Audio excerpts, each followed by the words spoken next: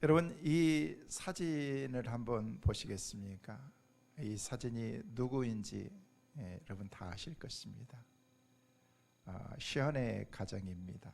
시언, 정혜영, 그리고 네 자녀들 하율이, 하음이, 하엘이, 하랑이, 이렇게 해서 한 가정을 이루고 있습니다. 아시는 분들은 아시겠지만은 여기에 있는 정혜영 이 탤런트는 제 사촌 동생입니다. 그래서 참 믿음의 가정을 이루고 참 행복하게 사는 그런 가정이에요. 어렸을 때부터 혜영이가 참 예뻤어요.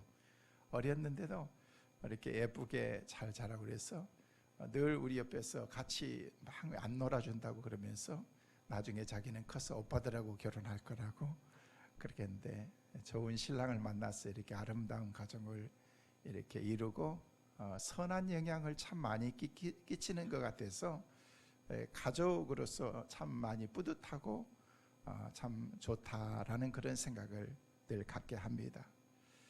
사람들이 이들 부부를 기부천사다라고 얘기를 하는데 참 본인들은 많이 부끄러워하고 그럽니다. 지금은 연애 활동을 거의 하지 않고 여기저기서 이렇게 섭외가 들어와도 이렇게 가정의 자녀들을 키우고 이제 시안이 하는 그런 여러 가지 사업들이 있기 때문에 탤런트들 중에서는 아주 제일 사업을 건실하게 잘하고 있는 것 같아요. 그래서 여기저기 많은 기부들, 한 천여 명에 가까운 많은 어린이들을 이렇게 돕고 모르겠어요. 작년까지 이렇게 기부했던 금액이 한 55억 정도 된다, 그런 얘기를 들었어요. 물론 대기업이 해가지고 그냥 막 몇백억씩 하는 것에 비하면 개인적으로 별거 아니다라고 그렇게 생각할지도 모르겠지만은요, 저들은 아직 집도 없거든요. 그래서 그런데도 늘 이렇게 선한 영향을 끼치고 내 자녀들을 위해서 하루에 10,000원씩 저금통을 따로따로 만들어 가지고 그들 생일이 되면은 3,650만 원을 꼭 이렇게 10,000원씩 모았던 것들을 누군가에게 이렇게 선하게 쓰고 그런 일들을 행하는 모습들을 보게 됩니다.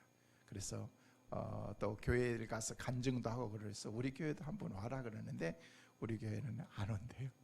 그래서 나중에 기회가 되면 오겠다고 그렇게 얘기를 하는데, 하여튼 어찌됐든 간에 참 좋은 영향을 끼치면서 많은 사람들의 사랑을 받는 그런 모습을 볼 때 이렇게 마음이 뿌듯하고 많은 사람들에게 좋은 영향을 끼치는 것 같아서 좋다라는 그런 생각을 갖습니다. 어느 TV 프로그램에서 출연하면서 사회자가 시언에게 그렇게 질문했습니다.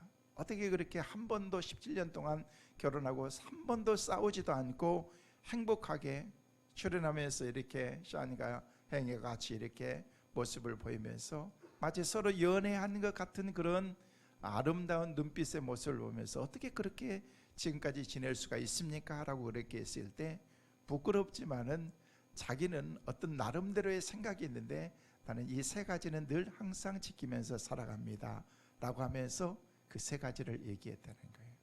그 첫 번째가 뭐냐면요, 대접을 받으려고 하지 말고 먼저 상대방을 올려드리고 인정해드리고 대접하면 됩니다 라고 그렇게 얘기를 했어요. 그리고 두 번째는요, 남의 단점을 꼬집어서 찾아내지 말고 상대방의 좋은 점을 찾으면 되는 것 같습니다. 그리고 마지막으로는 늘 행복한 날이 이게 늘 내게 있는 게 아니고 오늘이 이게 나의 마지막이 될 수도 있다라는 그런 생각으로 살면 되는 것 같습니다. 뭐예요? 본연이 그렇게 살고 있다는 거예요. 나는 작은 것이라도 사랑을 실천하면서 누군가에게 대접하고 누군가를 세워주는 그런 일들을 하고 싶다는 거예요. 이건 성경에 나와 있는 말씀이거든요.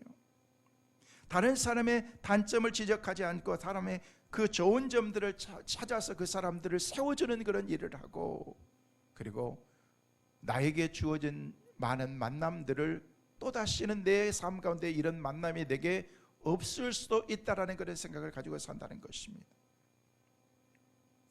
여러분, 이 세 가지의 대답을 듣고 여러분들은 뭘 생각하십니까? 뭘 느끼십니까? 너무 좌절감을 느끼고 그러지는 않는가? 우리 남편과는 비교가 안 된다라고 그렇게 생각하는 분이 계실지도 모릅니다. 아니요. 여러분, 그보다도 더 10분의 1이면 어떻고 그보다도 더 작은 것이면 어떻습니까? 우리 남편도 충분히 좋은 남편이 될 수 있고 우리 아내도 충분히 좋은 아내가 될 수 있다는 것입니다. 여러분, 이번 주 제가 1부 예배도 숙제를 드렸는데요, 2부 예배에도 여러분에게 숙제를 드립니다. 잘 적으셔서 다음 주에 오셔서는 숙제를 꼭 해오시길 바랍니다. 이번 주는 절대 누구하고 다투지 마세요. 숙제 읽습니다. 이번 주 숙제니까 같이 읽어야 돼요. 숙제 시작. 이번 한 주 절대 작은 다툼이라도 하지 않는다. 따라하겠습니다. 특별히 부부간에 남편과 아내와 다투지 마세요. 작은 일이라고 할지라도 여러분 싸우지 마세요.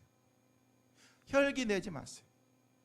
제가 말씀을 준비하고 이렇게 와가지고 있는데 아침에 1부 예배 이렇게 왔다 갔다 하면서 준비하면서 하다 보니까 어떻게 해보니까 예배 시간 7분이 됐는 거예요, 제 방에서. 그래서 막 서둘러가지고 급히 막 챙겨가지고 하면서 나오면서 문을 열면서, 제 문이 이렇게 두 번 걸쳐야 되는데 철로 되어 있잖아요.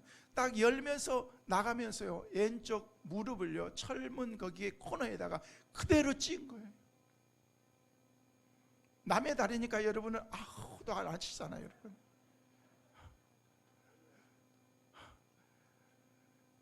야, 그런데요 갑자기 막 눈이 번쩍하면서 그래요, 소리도 팍 소리 나고 그러니까 우리 집사람이 나는 안 그랬어요, 나는 안 그랬어요, 옆에서 그러는 거예요. 근데요 그 동시에 아저씨 아가씨 다 나오더라고 보니까. 야, 정신 하나도 없는데요. 지금도 아파가지고 1부 예배 때 와서 보니까 이렇게 해보니까 뼈가 뿌드득 뿌드득 소리가 나는 것처럼 내가 그랬어요. 여러분, 작은 것들이 우리의 삶의 마음의 평안을 빼앗아가고 우리에게 기쁨을 빼앗아가는 그런 일들이 얼마나 많습니까? 여러분, 우리가 보았던 것처럼 시안과 정혜영 이 부부가 17년 동안 살면서 왜 다툴 일이 없었겠어요? 모든 게 어떻게 다 마음에 들었겠습니까? 조금씩 양보하고 내려놓고 상대방을 배려하는 그 마음을 가지고, 그게 성경적인 그런 삶의 가치라는 것을 그들이 알았기 때문에 신실한 믿음 생활을 하면서 그렇게 살아가는 모습을 볼 수가 있습니다. 이미 우리에게도 하나님의 사랑이 충분히 주어졌음에도 불구하고 존경받는 남편과 아내가 되지 못하는 것은 우리가 게으르고 나태해서 주님의 의도하신 그 사랑의 정신을 그대로 따르고 실천하지 못해서 그런 것은 아닌가 생각해 보라는 거예요.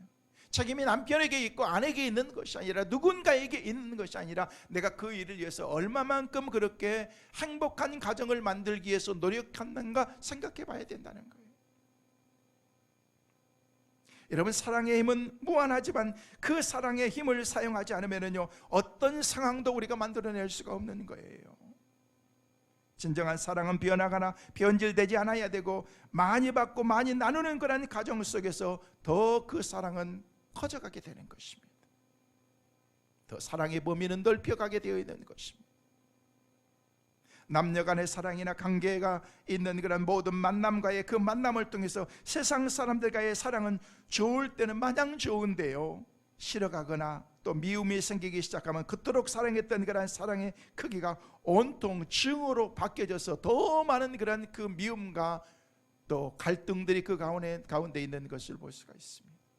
왠지 아십니까? 사랑이 식어져 버리기 때문에. 더욱이 누군가에게 배신을 당했다면 그 전에 아무리 그 사람을 사랑했다고 할지라도 결코 용서할 수 없는 그런 그 나름대로의 어떤 그런 브로큰된 그런 그 삶이 우리 가운데 있게 되는 것입니다. 성도 여러분, 예수님은 진정한 사랑이 무엇인지 우리에게 전해주기 위해서 우리 예수님께서 인간의 몸을 입고서 이 땅에 오셨다라고 성경은 말합니다. 사랑이 무엇인지, 그러면서 이 땅에 오셔서 우리 주님께서는 이곳저곳을 다 다니시면서 만나는 모든 사람들을 차별하지 않고 그 모든 사람들을 한결같이 다 사랑하셨다라고 그렇게 우리에게 말하고 있는 거예요.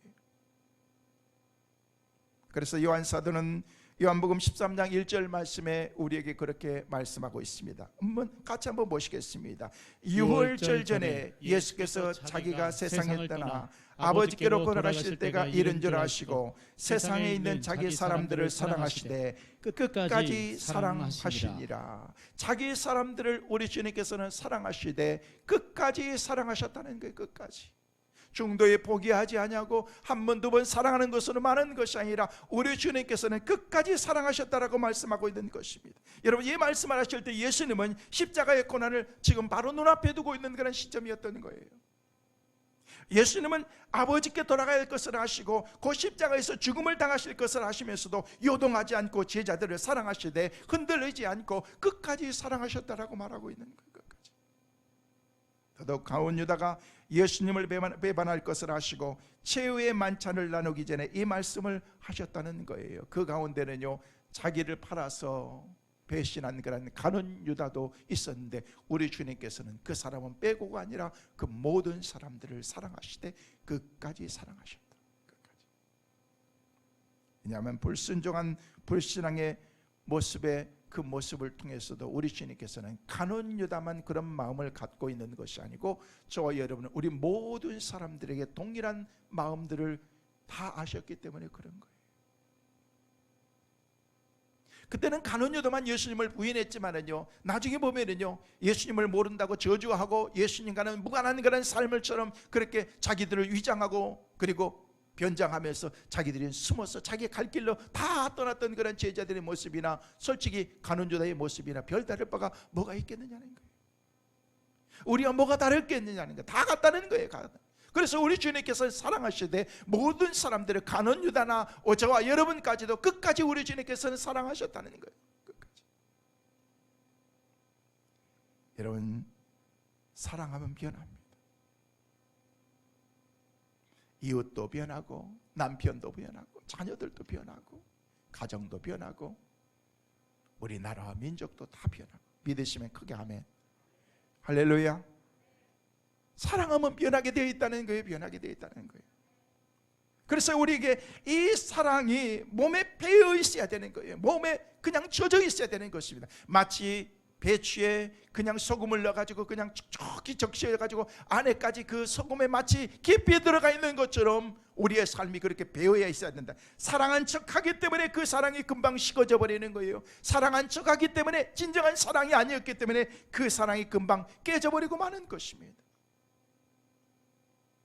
여러분, 습관이라는 게 뭔지 아십니까? 습관은요, 크리스찬의 삶에 있어서 굉장히 중요한 그런 주제 가운데 하나인 것입니다. 습관은 내가 만들어가는 것입니다. 습관은 매일 반복되는 행동을 통해서 내 가운데 만들어지는 그런 삶이 습관을 통해서 내 삶이 형성되게 되어 있는 것입니다. 습관을 계속하고 그게 하다 보면은요, 내 몸에 배게 되어 있습니다. 그게 자동적으로 내가 가지고 있는 모습이 나중에 될 수가 있는 것입니다. 여러분, 아침에 일어나 매일 자동적으로 커피를 타는 분은 습관이 되어 있습니다. 하루 종일 커피 한 잔을 마시지 않으면 정신이 들지 않아가지고 아침에 일어나자마자 커피를 마셔야만 하고 일과가 시작되는 분도 있습니다. 왜? 그게 습관이 되어 있기 때문에 그렇습니다. 만물을 대하기 전에 먼저 하나님의 말씀을 묵상하고 하나님의 음성을 듣고 하루를 시작하는 그런 사람들도 있습니다. 요즘에 그냥 성도들 보면은요, 아침에 일어나서 저도 그냥 낮에 바쁘다 보면은요, 분주하게 하다 보면은요, 말씀을 대하기가 그렇고, 그래서 그냥 아침에 분주하지만은요, 새벽기도 끝나고 특별한 상이 없으면은요, 그때 말씀을 봅니다.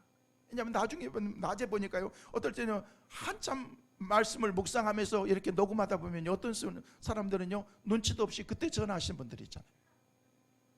그 중간에 이게 또 깨져요. 그래가지고 에이 뭐야 그렇게 하면서. 그런데 아침에 하면 아침에 전화하신 분들도 없고 그래서 편안하게. 그런데요, 해가지고 벌써 6시 조금 넘으면요, 벌써 5시 반부터 성도들이 막 올려놓고 그래가지고 야, 부지런하다. 벌써 습관들이 된 거예요. 좋은 습관이라고 생각합니다. 이렇게 하다 보면요, 많은 사람들이 이게 내 삶의 유수가 되는 거예요. 그래서 체질이 돼가지고 자연스럽게 그렇게 될 수가 있다는 것입니다. 여러분, 이 습관이 사실은요, 삶의 태도를 만들고 이 태도가 우리의 삶의 인격을 만들어 나가는 거예요. 내가 의도하지 않아도 자연스럽게 내 삶이 그쪽으로 가게 되어 있는 것입니다. 왜? 매일매일 훈련이 그렇게 되어 있기 때문에 그렇습니다. 그래서 습관은 마치 나무 뿌리와 같은 거예요. 그 뿌리가 점점 깊이 내려가면요, 나무가 견고해지는 것입니다. 별것 아닌 것 같은데 습관이 오랫동안 그게 길들여지면요, 내 영향력을 발휘하면서 살게 되는 것입니다. 좋은 뿌리를 가지고 있는 사람들은요, 좋은 영향을 가지면서 좋은 열매를 맺으면서 우리가 삶을 살아가게 된다는 거예요. 여러분, 나쁜 습관이 몸에 배어 있으면요, 운전하는 습관이 어떤 사람들은요, 난폭 운전하는 사람들은요, 자기는 습관이기 때문에 그렇게 한다 그러면 나중에 그 사람들은 반드시 사고 나게 되어 있습니다.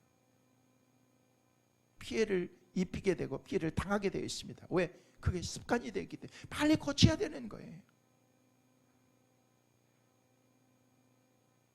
저 제 삶 가운데서 이렇게 참 이렇게 운전하다 보면은요, 차를 바짝 따라가는 그런 경향이 제게 있는 것 같아요. 보편적으로 한국 사람들이 많이 그렇대요. 우리는 그냥 바짝 따라가잖아요. 누가 끼어들면요, 큰일 나는 거예요. 끼어들 만하지 않을 만한 그런 간격을 두고 막 쫓아가다 보니까 갑자기 있으면요, 꽝 받고 그러는 거예요. 근데 제가 애국에 가서도 제가 그 습성을 버리지 못하고 있더라고요.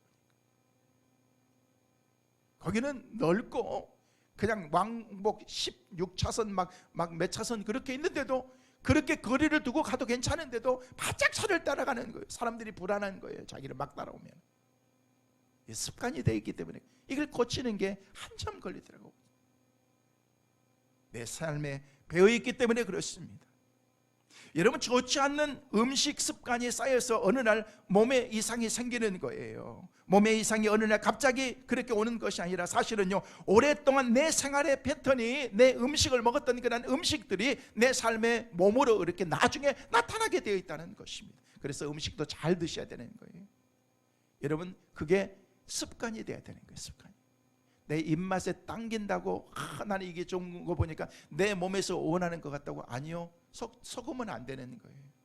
저도 옛날에는 그랬거든요. 그렇게 합리화시켰어요. 내 몸이 이렇게 원하니까 이걸 원하는 것 같다고, 나는 이걸 먹어야 되겠다고 얘기했는데요, 여러분 입맛은요, 계속 원하는 것들이 있어요. 얼마 전에 제가 라면 한 그릇을 얻어 먹었는데요, 얼마나 맛있던지. 그것도 신라면, 컵라면을 먹었어요. 행복했어요.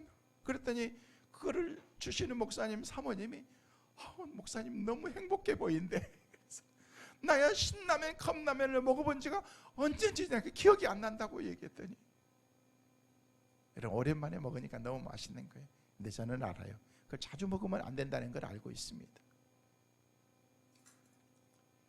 여러분, 따지고 보면 신앙도 마찬가지입니다. 어느 날 좋은 신앙으로 딱 세워지는 것이 아닌 것입니다. 그 이면에는요, 습관이 있는 거예요. 꾸준한 성실함이 신앙으로 우리 가운데 있어야 된다는 것입니다. 그래서 예수님의 공생애 속에서도 굉장히 중요한 모습을 우리 가운데 보여주고 있는데, 누가복음 22장 39절 말씀에 보면 예수님께서 어떻게 믿음 생활을 하고 기도 생활을 하셨는지에 대해서 말하고 있습니다. 우리 같이 보십니다. 예수께서 나가사 습관을 따라 감람산에 가심에 제자들도 따라갔더니, 예수님은 한두 번 가는 게 아니고 이 말씀이 보니까 습관을 쫓아서 맨날 그곳에 가셨다는 거예요. 한두 번 그렇게 가는 것이 아니라, 여러분, 신앙에도 영적인 삶에도 습관이 굉장히 중요한 거예요. 중요한 것은 내가 어떤 습관이 되었는가, 내가 중요하게 여길 뿐만 아니라 내가 좋아하는 그것이 내 습관이 되어야 된다는 거예요. 습관이 버릇이 됐다라고 얘기하잖아요. 그게 그렇게 계속 하다 보니까 내가 그냥 버릇이 된 거예요. 그렇게 돼야 되는 거예요. 여러분, 뭘 반복하는지 자세하게 보세요. 여러분, 뭘 좋아하는지 자세하게 보세요. 여러분, 뭘 음식을 좋아하는지 자세하게 보세요. 여러분, 그게 좋아하는 거예요. 그게 보면 나중에 이게 습관이 된 거예요. 그래서 자연스럽게 나는 이걸 먹고 싶다, 나는 이걸 좋아한다, 이런 좋아하는 것을 쫓아가게 되어 있는 것입니다. 근데 여러분, 그걸 가다 보면은요, 그게 나중에는요, 내 삶의 올무도 될 수 있고 내 삶의 복이 될 수 있다는 것입니다. 그것을 내가 분별하는 거예요. 다른 사람이 해주지 않습니다. 그래서 내가 좋아하니까 반복하게 돼 있고, 반복하다 보니까 그게 나중에 습관이 되는데, 그게 좋을 수도 있고 나쁠 수도 있다는 것이에요. 그것은 여러분의 입맛대로 여러분이 그것을 선택하면 안 되고, 내 삶이 진짜 이게 뭐가 좋겠는가, 이걸 먹으면 좋겠는가, 안 먹으면 좋겠는가, 그래도 아무리 먹어도 이걸 안 먹는 것을 습관화해야 된다면 여러분 그것을 습관해야 된다는 거예요. 여러분, 그래서 사람은 자기가 좋아하는 쪽으로 기울어지게 되어 있습니다. 운동을 좋아하는 사람은요 만사를 제치고 운동합니다. 운동을 싫어하는 사람은요 아무리 시간을 주고 아무리 좋은 것을 가져다 줘도 운동을 안 합니다. 요즘 겨울에 운동할 수가 없었죠. 코로나 때문에 밖으로 나가지도 못하고, 여러분 헬스장이나 그런 데도 아무 데도, 수영장도 문도 열지 않고 사우나도 못 갔고 아무 데도 못 가셨잖아요. 그래서 그냥 집에서 운동해야 되고, 겨우 저희 아내도 보니까요 그냥 1층에서 12층까지 맨날 걸어 다니더라고. 저는 이해가 안 돼요. 엘리베이터를 놔두고 왜 그렇게 올라다니는지. 그래서 얼마 전에는요 TV를 보더니 여보 나 저거 사야 되겠다라고요. 뭔데? 그랬더니요 거기에 딱 올라가 가지고 딱 서기만 하면요 온 몸이 덜덜덜덜덜 떨리는 거예요. 그래서 이걸 하나 사고 싶다고 그러는 거예요. 그래서 당신이 꾸준히 하려면 사라고 얘기했더니 그냥 그대로 그냥 죽어가지고 그냥 자신이 없는지 가만히 있어. 지난주에 갑자기 그냥 저희는 심심하면 한 번씩 그냥 우유 살라고 그래도 코스코 가서 한 번씩 가고, 이렇게 많이 안 사도 그렇게 하는데 가더니요 갑자기 보더니만 그게 그 쇼를 하면서 하는데 홈쇼핑보다 3만 원인가 더 싸대요. 그러면서 나 이걸 오늘 난 무조건 산대 그랬어. 그냥 갖다 싫더라고. 그랬어. 당신은 얼마나 할까? 그렇게 하면서 했는데요 지금까지는요 아침 저녁으로 막 이렇게 제가 한번 올라가 봤어요. 그게 막 80까지 이게 진동이 있더구만요. 그거 보니까요 야, 온 장기까지도 막 흔들리면서 그냥 그렇게 하더라고요. 근데 우리는 좋은 운동기구도 사놓고도 그때뿐입니다. 안 합니다. 잠깐 하고 그냥 안 하는 거예요. 지속적으로 하다 보면은 이게 습성이 되고 습관이 되어 가지고 안 하면 안 될 정도로 그렇게 돼야 되는데 우리는 쉽게 포기해 버립니다. 왠 줄 아세요? 안 좋아하기 때문에. 해야 된다는 것은 아는데 하다 보니까 안 좋은 거예요. 산에 올라가야 된다는 것은 아는데 올라가는 게 힘드는 게 안 나는 거예요. 갔다 오면 내 몸이 상쾌하고 내게 반응이 있고 그런 것을 알면서도 안 하는 거예요. 왜? 습관이 안 됐기 때문에. 여러분 그것을 습관화시켜야 된다는 거예요. 여러분 우리의 신앙의 꼴은요 자유를 누리는 거예요. 따지고 보면은 우리 주님께서 내가 너희를 자유케 하리라. 하나님께서 우리에게 오신 이유가 뭐예요? 우리에게 자유를 주시기 위해서 오신 거예요. 그래서 하나님의 말씀의 포인트는 골은 뭐냐면요 우리에게 프리덤을 주는 거예요. 모든 사람들에게 너 자유해라. 이제는 해방되었다. 너는 매여 있는 사람이 아니다라고 그렇게 하나님께서 우리에게 말씀하시는 거예요. 근데 그 자유가 없으면은요 육체의 본능이 나를 끌고 가는 그런 방종의 삶으로 우리가 살게 될 것입니다. 요한복음 3장 82절 말씀 보니까 8장 32절 말씀 보니까 예수님께서 우리에게 말씀하셨죠. 같이 한번 보실까요? 시작. 진리를 알지니 진리가 너희를 자유롭게 하리라. 할렐루야. 진리가 누구예요? 예수님이 예수님이 우리를 자유케 한다는 것입니다. 예수 안에서 자유함을 누릴 수 있기를 주의 이름으로 축원합니다. 복음 안에 들어가면요 그 안에 마음껏 자유하게 되는 이 자유라는 게 뭐냐면요 이 자유는 죄로부터 자유인 것입니다. 죄로부터 하나님이 가장 심각하게 여겼던 것이 죄였던 것. 이 죄를 해결하기 위해서 하나님께서 인간의 몸을 입고서 오신 성육신하신 주님의 탄생이 바로 죄로부터 자유라는 것입니다. 죄의 습관으로부터 자유인 것입니다. 습관이 잡혀가 있으면요 내가 거기에 계속해서 매이게 되는 것입니다. 끌려가게 되어 있습니다. 거기서 제한을 받게 되는 것입니다. 그 죄의 습관으로부터 자유, 진리가 너희 죄의 습관으로부터 너희를 자유하게 하리라 라고 하는 그런 말씀이라는 것입니다. 그래서 죄의 종로로 타는 삶에서 풀려나야 된다는 것입니다. 죄의 오랫동안 내 삶의 주인 행세하던 그런 그 죄를 완전히 끊어버려야 된다는 것입니다. 우리는 나도 모르게 죄의 종로로 타면서 살아갑니다. 죄가 나를 그냥 쥐었다 놨다 폈다 놨다 그러면서 내 삶을 지가 막 알아서 다 컨트롤 하는 거예요. 왜? 이미 거기에 습관이 되어버렸기 때문에. 나는 죄를 내 삶 가운데 들여본 적이 없습니다. 그런데 그건 나도 모르는 사이에 내 마음속에 들어왔습니다. 차곡차곡 쌓여가지고 내 삶을 망가뜨리기 시작합니다. 세력을 키워가지고 내 삶 가운데서 성령님이 지배하는 생각보다도 사탄이 내 마음속에 지배하는 생각이 많아서 내 삶을 다 컨트롤하는 거예요. 그래서 나중에 죄의 종으로 살아가는 것입니다. 여러분 종이라는 말은 크게 두 가지로 얘기할 수가 있습니다. 하나는요 나쁜 의미의 종이 될 수가 있습니다. 사탄의 종이 될 수도 있습니다. 아니면은요 돈의 종이 될 수도 있습니다. 또 죄의 종이 될 수도 있습니다. 어떤 그런 정복자의 종이 될 수 있고 공산주의 이데올로기의 어떤 그런 종이 될 수도 있습니다. 그러나 좋은 의미에서 주님의 종, 진리의 종, 믿음의 종, 하나님의 종, 그렇게 우리가 살아갈 수 있다는 것입니다. 다 같은 종의 의미인데 의미가 완전히 삶이 다른 것입니다.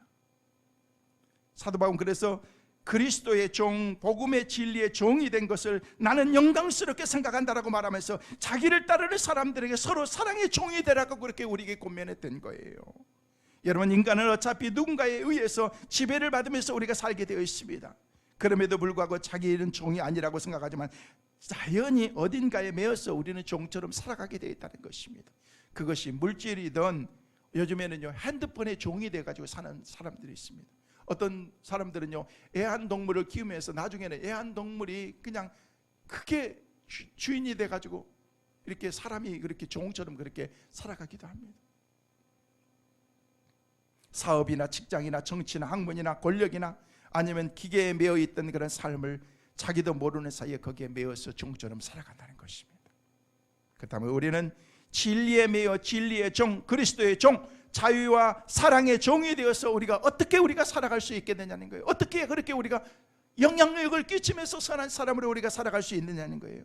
사랑하는 성도 여러분, 오늘 우리 이미 그리스도의 종이고 진리의 종인 것을 믿으시길 바랍니다.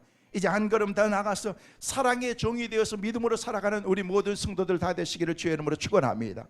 그래서 오늘 보면 13절 말씀에는 우리에게 말하고 있는데 사도 바울은 믿음으로부터 율법에서 자유함 얻은 사람은 사랑으로 서로 종노릇하면서 살아야 된다라고 말하고 있습니다. 같이 13절 말씀 자 보십시오. 같이 읽습니다. 시작. 형제들아 너희가 자유를 위하여 부르심을 입었으나 그러나 그 자유로 육체의 기회를 삼지 말고 오직 사랑으로 서로 종노릇하라. 자유를 위해서 너희가 부름을 받았다. 하나님께서는 우리를 택한 것은 너에게 자유를 주기 위해서. 그러나 우리가 서로 사랑하면은요 서로 종노릇한 사랑의 종이 되는 거예요. 사랑의 종. 형제들아 너희가 자유를 위해서 부르심을 입었어요. 그 당시 갈라디아 교회 성도들은요 이제 예수 그리스도의 복음을 믿음으로 말미암아서 율법에서 자유함을 얻은 사람이 되었다는 얘기인 것입니다. 과거의 삶 속에서 복음을 받지 못했을 때는요 율법의 종이 되어서 율법의 조문 하나하나가 그들의 삶 가운데에서 힘들고 어려운 그런 삶이었습니다. 근데 율법의 지배를 받으러 살았던 그런 그 사람들이 그 율법을 다 지킬 수 있었습니까? 못 지켰잖아요. 그래서 예수님께서 오신 거예요. 요즘 새벽에 큐티 말씀을 묵상하면서 여러분 느끼는 게 뭐예요? 우리 주님께서 놀라운 비밀을 우리에게 가르쳐 주면서 구약에 나와 있는 그런 율법과는 어떤 의미에서 좀 많이 대조적인 것 같은 그런 그 말씀을 하시는데 사실 그 말씀이 율법을 완성시킨 말씀이거든요. 구약의 사람들은요 율법만 생각하면서 예수님이 오셔서 증거하는 그런 신 메시지를 들으면서 도저히 받아들일 수가 없는 거예요. 왜? 그들의 삶은 율법에 배어 있었기 때문에, 율법이 그들의 삶을 지배하고 있었기 때문에. 그래서 우리 주님께서는 그 율법을 완성시키시기 위해서 이 땅에 오셨다라고 그렇게 말씀하시면서 그 율법의 강한 메시지를 우리 주님께서 우리에게 주신 거예요. 그런데 율법을 위해서 살고 율법에 의해서 살았던 그런 구약의 사람들이 율법을 지켰습니까? 다 지켰습니까? 지키려고 노력했습니다. 충분히 압니다. 율법을 지키려고 한 게 죄가 된다는 게 아니에요. 근데 우리 인간들은 못 지킨다는 거예요. 근데 우리 주님께서는 우리에게 말씀하시기에 너희들 못 지킬 거 다 한다. 그런데 내 안에 들어오기만 하면은 네가 다 지키지 못한다고 할지라도, 네가 말씀대로 다 살지 못한다고 할지라도 너는 자유야. 너는 자유야. 할렐루야. 우리에게 그 자유가 주어진 것을 믿으시길 바랍니다. 예수 그리스도의 그 은혜의 구속의 은혜를 통해서 우리에게 자유를 주셨다는 것입니다. 소중한 그런 자유, 예수 그리스도 안에서 은혜를 입게 된 것입니다. 이 자유를 어떻게 우리가 보존하면서 우리가 지킬 수 있겠느냐라는 것입니다. 여러분, 유의 보람된 인생에 대해서 13절 중반절과 하반절에서 두 가지 방법에 대해서 얘기를 하고 있는데요, 먼저는 그 자유로 육체의 기회를 삼지 말라는 거예요. 육체의 기회로. 다시 말해서는 자유를 가졌다고 해서 그 자유를 가지고 육체가 원하는 대로 네가 살지 말라, 그 얘기인 거예요. 사면을 해줘가지고 너는 형량이 아직도 10년이나 남았는데 너는 그래도 잘 여기서 교도소 생활을 했고 모범 생활을 했기 때문에 너는 사면이야. 지금부터 잘 살아. 몇 년 동안은 집행유예야. 그러면서 자유의 몸을 주었습니다. 자유다라고 얘기하면서 지금 마음껏 살면 안 되는 거예요. 그 범위 안에서, 법 안에서, 질서 안에서 살아야 된다는 거예요. 갇혀 있을 때는요, 밖에만 나가면 자유인 줄 알았습니다. 근데 밖에 나와도요, 사실 따지고 보면요, 밖에도 감옥이거든요. 감옥만 감옥이 아니고 자유롭게 다녀도 감옥인 거예요. 여러분들의 모든 일거수일투족을 다 국가에서 다 감시하고 있는 거 아세요? 핸드폰 켜놓으면요, 여러분이 있는 곳에 가서 갈 때마다 어때요? 안양에 가니까요, 안양에서 날리는 그냥 문자가 나한테 딱 뛰더라고. 나는 안양 사람도 아닌데. 인천에 갔더니 인천구에 무슨 군가 거기서 있던 그런 메시지가 나한테 딱 뜨더라고. 그러니까 다 감시하고 있는 거예요. CCTV, 핸드폰 다 노출되어 있는 것입니다. 자유가 어디가 있느냐는 거예요. 자유가 어떤 의미에서 지구라고 하는 그런 그 감옥 안에 우리 모든 인간들이 다 갇혀 있는지도 모르는 거예요. 근데 우리 주님께서는 예수 안에 들어가기만 하면은, 주께 나가기만 하면은, 진리 안에 있기만 하면은, 할렐루야, 그때 우리에게 자유가 주어지게 된다는 것입니다. 자유를 가지고 사랑으로 서로 종노릇하라라고 그렇게 말하고 있습니다. 그렇다면 사랑으로 서로 종노릇하면서 사는 생활은 무엇입니까? 겸손히 서로 사랑하면서 사는 생활인 것입니다. 그래서 데살로니가전서 3장 12절에 우리에게 그렇게 말씀하고 있습니다. 같이 보십니다. 시작. 또 주께서 우리가 너희를 사랑함과 같이 너희도 피차 간의 모든 사람에 대한 사랑이 더욱 많이 넘치게 하사. 더욱 사랑이 많아져서 넘쳐야 된다는 거예요. 사랑의 물결이 막 넘쳐야 되는 거예요. 여러분, 모든 사람에게 사랑이 많이 주어지는 그런 삶이 우리 가운데 있을 때 그 삶이 행복하게 되는 것입니다.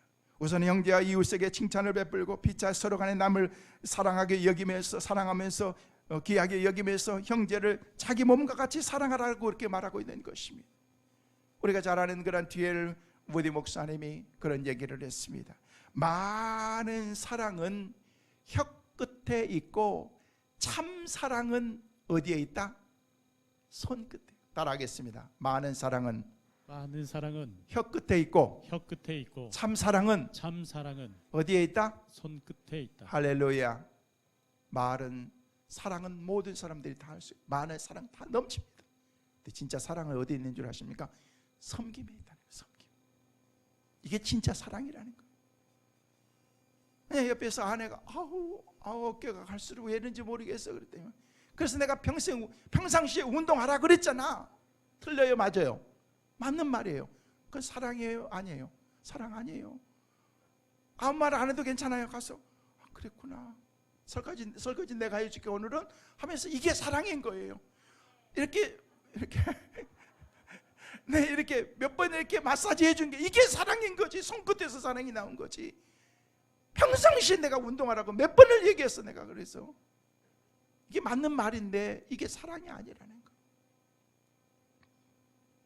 실제로 형제와 이웃이 힘들 때 함께 한다는 게 사실 그게 쉬운 게 아니거든요. 누군가가 정말 힘들 때 그 사람을 섬기는 일이 사랑으로 종노릇하는 거예요. 진실하게 형제와 교제하는 것입니다. 근데 사람들은 실제로 그 사람이 나름 힘이 있고 잘 될 때는요, 그 사람을 도와주고 그 옆에 있고 그 주위에 얼쩡거리면서 있는데, 그 사람이 가세가 기울어지고 힘들고 어려워지고 약해지고 또 이치가 달라지고 그러면요, 사람들이 슬금슬금 다 빠집니다. 다 빠집니다. 이게 우리 인간이라는 것입니다. 여러분, 진실된 사랑은요, 여러분 아무리 가세가 기울고 아무리 그 사람이 힘들고 어렵다고 할지라도 그 사람 주위에 더 가까이 가는 거, 이게 진정한 사랑인 것입니다. 그래서 사도 바울은 로마서 12장 9절 말씀에 뭐라고 말씀하고 있습니까? 같이 보십니다. 시작. 사랑에는 거짓이 없나니 악을 미워하고 선에 속하라. 이렇게 말씀하니까 사랑에는요 거짓이 없다 라고 얘기하고 있습니다. 형제의 영혼을 사랑하며 믿음이 약할 때 서로 권면해주고 붙들어주고 허물로 덮어주고 때로는 개인적으로 만나서 충고도 해주고 위로도 해주고, 이게 진정한 사랑이라는 것입니다. 그러면서 사랑의 종이 되라 라고 그렇게 우리에게 말하고 있습니다. 많은 생명을 구원의 길로 인도하기 위해서 복음을 열심히 전하는 일도 사랑의 종으로 타는 것입니다. 기독교는 사랑의 종이기 때문에 그리스도인들은 모두가 사랑의 종으로 우리가 살아야 되는 거예요. 따라하겠습니다. 내가 사랑의 종이 되겠습니다. 할렐루야. 우리 교회가 사랑의 교회가 될 수 있기를 바랍니다. 사랑이 넘치는 공동체가 되어야 되고 성도들이 우리가 되어야 된다는 것입니다. 그래서 요한일서 4장 11절 말씀에 우리에게 그렇게 말씀하십니다. 같이 보십니다. 시작. 사랑하는 자들아, 하나님이 이같이 우리를 사랑하셨은즉 우리도 서로 사랑하는 것이 마땅하도다. 마땅하도다. 여러분, 노벨 평화상을 받았던 그런 독일과 프랑스의 선교사였던 그런 슈바이처 박사는요, 노벨상을 받을 만큼 훌륭한 사람인데, 이 사람은요 힘들고 어려운 사람들을 찾아가고 저 아프리카 사람들의 영혼을 귀하게 여기면서 그들에게 찾아가서 그의 삶을 다 바쳤던 사랑의 종이었습니다. 행복하게 살아도, 안락하게 편안하게 삶을 살아도 될 만한 그런 사람이었는데, 그렇게 하지 않냐고 정말 힘들고 어려운 사람들에게 찾아가서 복음을 전하는 그런 사랑의 메신저로 살았다는 거예요. 여러분, 성 다멘이라고 하는 그런 사람은 벨기에 선교사로서 그가 하와이 군대에 가서 그 사람들에게 예수 그리스도의 복음을 전하고, 소외되고 힘들고 어려운 지역에 있고, 그 자기에는요 다 나병 환자들만 있는 그 지역에 들어갔는데 아무도 자기를 반겨주는 사람이 없습니다. 왜? 너는 성한 사람이잖아. 네가 어떻게 우리 형편을 알 수 있어? 하면서 하나님께 기도했어요. 하나님, 나에게도 나병을 주세요. 그래서 저희들과 가까이 함께 할 수 있는 나병을 주세요. 나중에 그가 나병 걸렸습니다. 사람들이 그를 한 거예요. 그를 받아들이기 시작합니다. 나중에는 그가 나병으로 하나님의 부르심을 받게 되지만은요, 정말 처절할 만큼 힘들고 어려운 가운데서도 예수 그리스도의 심장과 사랑을 가지고 그들에게 다가간 거예요. 이게 진정한 사랑의 종인 거예요. 여러분, 우리가 잘 아는 손양원 목사님은 어떻습니까? 여러분, 우리의 신앙의 믿음의 선배들 가운데서 정말 죽으면 죽으리라고 하는 그런 믿음의 결단이 있었던 그런 신앙의 선배지 않습니까? 힘들고 어려운 가운데 자기의 아들이었던 동현이와 동식이가 그에게 처참하게 죽임을 당하게 되고, 그리고 죽였던 그런 그 안재선 그분을요 나중에는요 양아들로 삼지 않습니까? 양아들로 삼, 자기 아들을 죽였던 그런 그 사람을 용서를 구하고 양아들로 삼게 되고, 나중에 이 안재선의 성장해서 자녀를 낳았는데 아들이 나중에 안경선 목사가 되어가지고 예수 그리스도의 복음의 빛을 갚으면서 사랑을 실천하는 그런 자리까지 갔습니다. 이게 사랑의 종인 거예요. 사랑의 종. 그 밖에도 과거 현재에 있어서 그리스도인으로서 주의 종들로서 사랑의 종으로 살았던 그런 사는 사람들의 그 사람들은요 부지기수가 많습니다. 지금도 지극히 작은 것에서부터 사랑을 실천하면서 살아가야 되는데, 저와 여러분이 사랑하면서 살아갈 때 어떤 일들이 일어납니까? 저는 간단하게 세 가지를 말씀을 드려요. 첫째로, 여러분이 우리가 사랑하면서 살게 되면요, 여러분 온전한 율법을 온전히 지키는 사람이 될 수가 있다는 것입니다. 오늘 14절 말씀 같이 한번 보실까요? 14절 말씀 시작. 온 율법은 내 이웃 사랑하기를 내 자신과 같이 하라 하신 말씀에서 이루어졌나니. 여러분, 사랑하면서 살면요 계명을 다 지키게 된다는 거예요. 우리가 어떻게 지켜요? 근데 사랑 안에 모든 것을 다 지킬 만한 그런 하나님께서, 그래 너 이거 다 했으니까 다른 건 다 그냥 한 거야. 하나님께서 다 그렇게 쳐주는 거예요. 쳐주는 거예요. 인정해 주는 거예요. 인정해 주는 거예요. 우리가 하나님을 사랑하면은요 우상을 섬기지 않게 되고, 부모를 사랑하면은요 부모를 잘 공경하게 되고, 이웃을 사랑하게 되면은요 그의 생명을 살해하지 아니하고 이웃의 것을 탐내지 아니하고 그를 섬기는 그런 마음을 갖게 된다. 이게 진정한 사랑이라는 것입니다. 사랑하는 성도 여러분, 하나님이 제일 기뻐하는 일이 뭔지 아십니까? 하나님의 말씀대로 사는 거예요. 하나님의 말씀대로. 소도에서 말씀을 드렸던 것처럼 2021년 한 해 동안 여러분이 매일매일 말씀을 묵상하는 것이 습관이 될 수 있기를 주의 이름으로 축원합니다. 말씀 안에서 살아가는 은혜가 있기를 바랍니다. 그래서 오늘 말씀에 우리 교회 배우처럼 하나님께 가까이하여 복받는 교회의 성도들 꼭 되시기를 주님의 이름으로 축원합니다. 두 번째로, 사랑하면은요 평화를 우리가 가져올 수가 있습니다. 사랑하면 평화. 요한복음 14장 27절 말씀 같이 보십니다. 시작. 평안을 너희에게 끼치노니 곧 나의 평안을 너희에게 주노라. 내가 너희에게 주는 것은 세상이 주는 것과 같이 아니하니라. 너희는 마음에 근심하지도 말고 두려워하지도 말라. 우리 주님께서 이 땅에 오신 것은요 우리에게 평안을 주시기 위해서 오셨다는 거예요. 평안이라는 것은 뭡니까? 내 마음의 근심과 걱정과 염려가 다 떠나간다는 거예요. 이 말씀은 너희는 마음에 근심하지도 말고 두려워하지도 말라. 왜? 내가 너에게 평안을 주었기 때문에. 그 얘기는 바꿔서 얘기하면요, 여러분이 근심과 염려 가운데 평안이 없이 살아간다는 것은 뭐예요? 주님이 내 마음속에 못 오신 거예요. 못 모신 거예요. 두려움이 있다는 건 뭐예요? 평안이 없다는 거예요. 내가 너에게 평안을 주노라. 우리 주님께서 말씀하신 것입니다. 이런 평화가 있으면요 서로 싸우지 않습니다. 우리가 사랑의 종으로 우리가 불화하지 않고 우리가 살아갈 수가 있다는 것입니다. 여러분, 왜 갈등할까요? 왜 싸울까요? 평화가 없기 때문에 그렇습니다. 사랑하면 평화가 찾아옵니다. 여러분, 남북 간의 평화가 찾아와야 됩니다. 그래서 남북의 지도자들이 사랑하는 마음을 갖고 백성들을 사랑하고 국민을 사랑하는 마음을 가지면은요, 금방 다음 주에 남북 통일이 될 것 같아요. 내려놓지 못하는 거예요. 우리가 다 내려놓으면 되는 거예요. 조금만 내려놓으면 되는데 그냥 우리 자녀들이 가가지고 밤도 잠도 안 자고 그냥 총 그냥 장전해놓고 이 새끼들 들어오기만 해봐라 쏴 죽일 거야. 저쪽에서 미사일 대치해놓고 니네들 기회만 대봤네 우리 다 죽여버릴 거야 하면서 이렇게 하고, 이게 무슨 평화가 있겠어요? 다 내려놓고 그냥 무장 다 해야지 하고 폭탄에서 하약 다 빼고 산발스는 오고 가면서 코로나가 힘들고 어렵지만은요, 다음 주에는 그냥 평양으로 나들이도 갈 수 있고. 할렐루야. 저는 그런 날이 속히 올 수 있기를 간절히 소망합니다. 여러분의 가정에, 여러분의 마음속에 그리스도의 평강이 넘칠 수 있기를 주의 이름으로 축원합니다. 마지막으로 서로 사랑하다 보면은요, 사랑의 정으로 살 때 생명이 우리 가운데 주어지게 됩니다. 생명. 15절 말씀 같이 보십니다. 시작. 만일 서로 물고 먹으면 피차 멸망할까 조심하라. 여기 말씀 보니까 만일 서로 물고 먹으면, 제가 번역했으면요, 물고 뜯으면 그렇게 했을 거예요. 근데 이제 아주 예쁘게 표현을 했어요. 쉽게 얘기하면 너희들이 서로 물고 물어 뜯으면 피차 죽는다, 그 얘기인 거예요. 죽는다. 서로 사랑하면 생명이 있게 됩니다. 생명이 주어야 돼요. 식물과 동물의 생명도 사랑해 줘야 됩니다.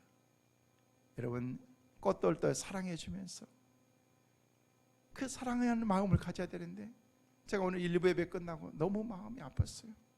왜냐하면요, 지난번에 이게 선인장이 그 여자 화장실 앞에 있었는데 이게 큰 게 있었는데, 이게 날씨가 추워가지고 드러나야 되겠다 그러는데 깜빡한 거예요. 영하 14, 5도까지 나갔는데 그때서 이걸 드러놓으니까요, 이미 이게 얼어버린 거예요. 그래가지고 얘가 하나씩 꺾이더니 오늘 아침에 와서 몰랐는데 저희 아내가 그러는 거예요. 어떡해. 그래서 왜 그랬더니 다 이게 꺾였어요. 죽은 거예요. 얼어가지고 이렇게 꺾였어. 밑에 이게 이 뿌리는 살았는지 모르겠지만 마음이 너무 아픈 거예요. 그래서 내가 그랬어요. 내가 사랑해 주지 못했구나. 얼려 죽겠구나. 여러분, 사랑하면 막 살게 되는 것입니다. 사랑하면은요, 막 섬기고 싶은 거예요. 서두에 말씀을 드린 것처럼 션과 혜영 부부가, 여러분, 돈이 많아서 그렇게 막 섬기고 막 그러는 거 아니에요. 여러분, 돈 많잖아요. 제가 다 알아요, 여러분. 근데 섬기지 않잖아요. 지난번에 한 말씀을 드렸죠. 어떤 분이 저한테 500만 원을 가져오고 쌀 25포를 이렇게 가져왔다고. 제가 바빠가지고요, 1분만 하고 못했어요. 지난주 하려고 했는데 내가 시간이 한 번 없었어요. 그래서 이번 주에 진짜 맞춰야 되겠다. 왜냐하면 그분들에게 다 이렇게 주는 걸로 약속이 됐는데 어떤 분들에게 준 거 아직 못 드린 분들이기 때문에 그냥 떡으로 해가지고 같이 이렇게 가져오면서, 쌀은 있기 때문에 교회에서 떡값은 되고 해가지고 해서 그렇게 그분들에게 전달해 주면서 봉투 드리는데, 오늘 일베베 끝났는데 어떤 분이 또 저한테 찾아왔어요. 그분도 저한테 현찰을 500만 원을 또 가져온 거예요. 아침에 지금. 그러면서 목사님, 자기가 기도하면서 정말, 목사님이 전에도 한번 말씀하셨는데 아프리카에 우물 하나를 봤으면 좋겠다고 그러면서, 그래서 깜짝 놀랐어요. 아니 무슨 돈인데, 무슨 로또 당첨됐냐 그런 생각했는데 아니고, 자기가 몇 년 동안 적금을 부었대요. 엊그제 찾았는데 이걸 진짜 보람된 데 쓰고 싶은데 하는데 그런 마음이 딱 들면서, 목사님, 아프리카에 꼭 필요한 곳에 우물 하나 파주세요. 알았다고. 너무 감사하다고. 너무너무 좋은 일이잖아요, 여러분. 이게 뭐예요? 사랑의 마음인 거예요. 사랑. 돈이 있다고 하는 거 아니잖아요. 그 마음이 있어야 되는 거거든요. 이게 성교거든요. 이게 보람이 있는 일 아니겠습니까? 이게 사랑이라는 거예요. 사랑. 하나님께서 내 삶 가운데 주신 그 사랑을 작은 것이지만 실천하면서 우리가 살아가는 것입니다. 우리가 이번 한 주간 그렇게 살아보자는 거예요. 이웃에게 사랑을 전하고 사람들을 사랑하는 마음으로 그들에게 다가갈 수 있다면 우리 주님께서 너는 율법을 다 지킨 거야, 넌 내 마음에 쏙 들어 라고 그렇게 우리 주님이 말씀하시는 거예요. 성도들 말씀을 맺습니다. 우리가 할 수 있다면 많은 사람을 사랑해 가면서 또 그들을 섬기면서 많은 사람에게 사랑의 종으로서 주는 일을 할 때 많은 생명을 사망에서 생명으로 들어가게 할 수 있고 우리 자신도 사망에서 생명으로 나갈 수가 있는 것입니다. 우리가 죄 가운데 멸망받을 수밖에 없는 그런 자리에 있었지만 우리 하나님께서 우리를 사랑하셔서 예수님의 사랑으로, 주님의 사랑으로 우리를 그렇게 만들어 주신 것입니다. 그렇다면 우리도 형제와 이웃의 생명을 위해서 사랑의 종으로서 복음을 함께 전하면서 우리가 살아가야 되지 않습니까? 거기에는 사랑이 있어야 되는 거예요. 사랑. 성도 여러분, 한 주간 사랑하면서 살아가시길 바랍니다. 옆 사람 같이 인사하세요. 이번 한 주간 사랑하면서 같이 살아요. 인사하세요. 같이. 숙제 점검합니다. 다시 한번 숙제 내드린 거, 자, 숙제 한번 보여주세요. 여러분, 숙제가 뭔지 같이 여러분 보시면서 어떤 일이 있어도 이번 한 주간 절대 다투지 않고 싸우지 않고 혈기 부리지 않고 살아가는 거예요. 네, 핸드폰 찍으세요. 여러분 꼭 이번 주 한 주간 그렇게 살아가서 승리하는 우리 모든 성도들 꼭 되시기를 주의 이름으로 축원합니다.